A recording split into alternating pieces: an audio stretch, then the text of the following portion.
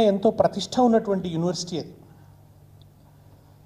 ఆ యూనివర్సిటీ ఆవిర్భావం వెనుక ఒక ఉదాత్తమైనటువంటి ఒక త్యాగపూరితమైనటువంటి చరిత్ర ఉన్నది.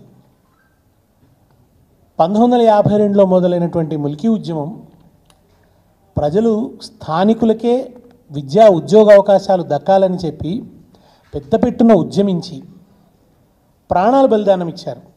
ముల్కీ ఉద్యమ సందర్భంలో 52లో 4 విద్యార్థులు మరణించారు.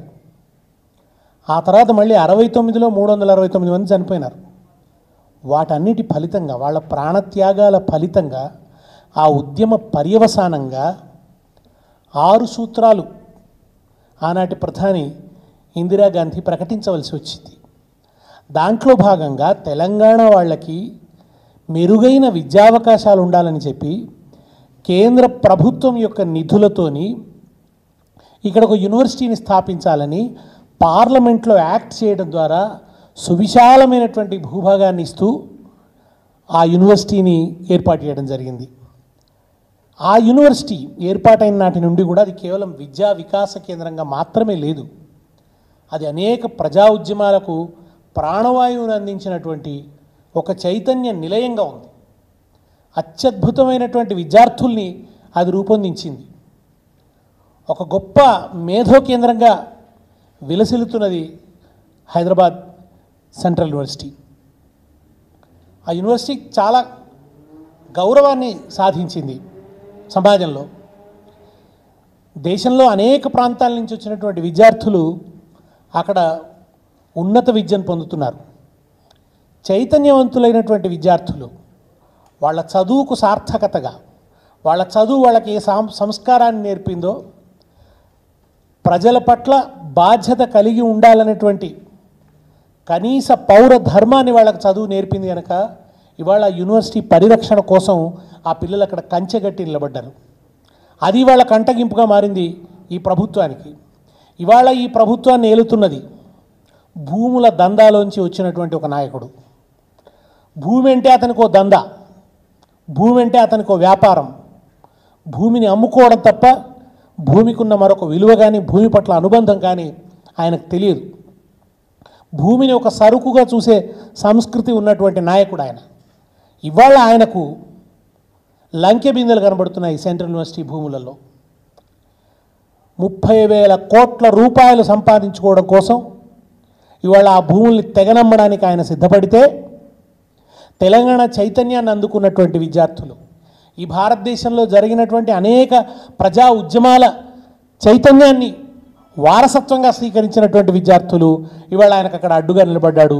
అందుకుగాను వాళ్ళ మీద చాలా దారుణమైనటువంటి దమనకాండకి ఇవాళ ప్రభుత్వం పాల్పడుతోంది.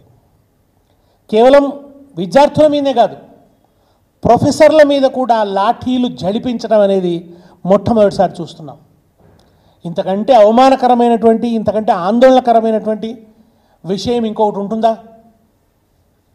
నిజానికి యూనివర్సిటీలోకి పోలీసులు ప్రవేశించే, వాళ్ళ ఇష్టానుసారం యూనివర్సిటీలోకి ప్రవేశించేటువంటి హక్కు, అవకాశం పోలీసులకు లేదు. అది కేంద్ర ప్రభుత్వ పరిధిలో ఉంది. దాని ఛాన్సలర్ రాష్ట్రపతి. రాష్ట్రపతి ఛాన్సలర్గా ఉన్న యూనివర్సిటీలోకి పోలీసులు ప్రవేశించాలంటే ఖచ్చితంగా వైస్ ఛాన్సలర్ గారి అనుమతి ఉండాలి.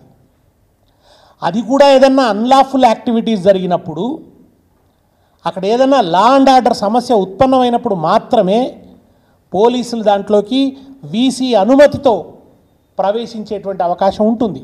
ఇవాళ పోలీసులు ఎట్లా ప్రవేశించారు? వీసీ గారు ఎట్లా అనుమతిచ్చారు? యూనివర్సిటీ వీసీ గారు పోలీసులు లోపలికి రావడానికి ఎట్లా అనుమతించారు?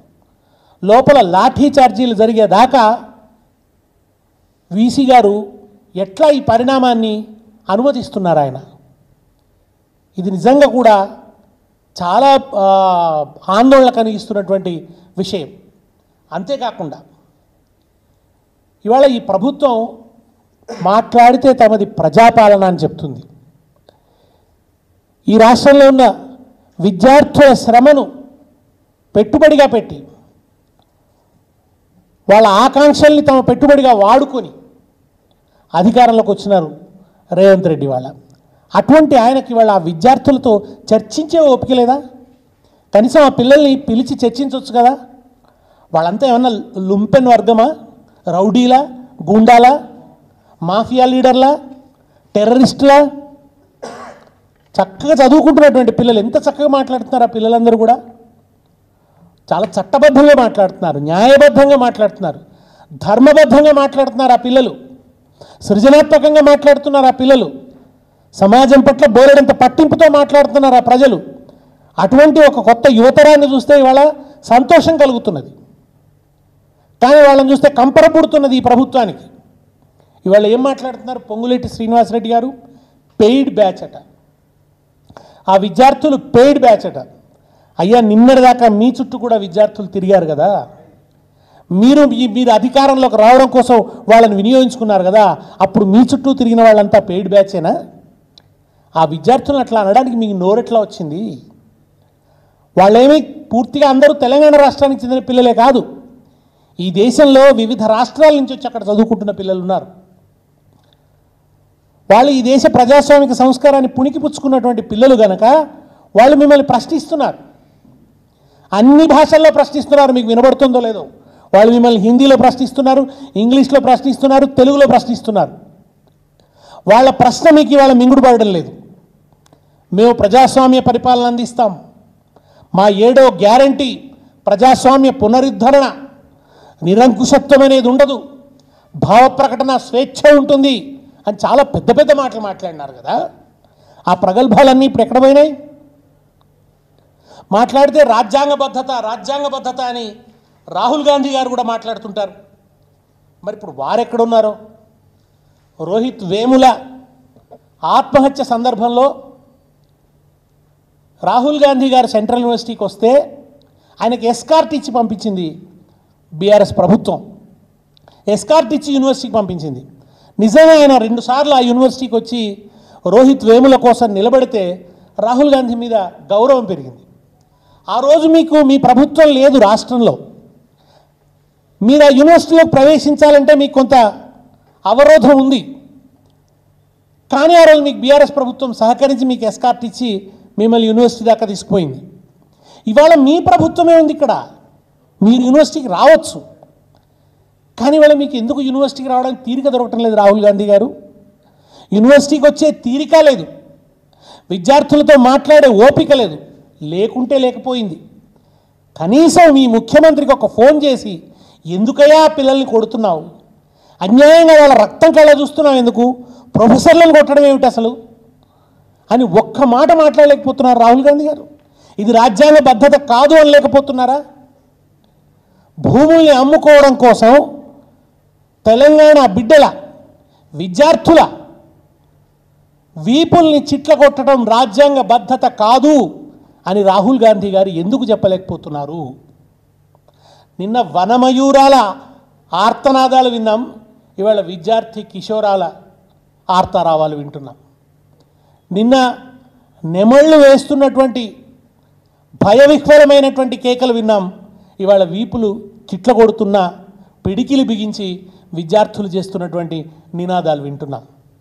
రేవంత్ రెడ్డి గారు మీకు సిగ్గనిపించడం లేదా? ఆ పిల్లలు అంత చైతన్యంతో మీకు వ్యతిరేకంగా వాళ్ళు అట్లా మాట్లాడుతుంటే, మీకు అడ్డంగా నిలబడితే, మిమ్మల్ని నిలదీస్తుంటే మీకు సిగ్గనిపించడం లేదా? ఇవాళ దారుణంగా మీరు వాళ్ళ మీద విరుచుకుపడుతున్నారు. తెలంగాణలో ఇక కొంతమంది మేధావులు ఉన్నారు.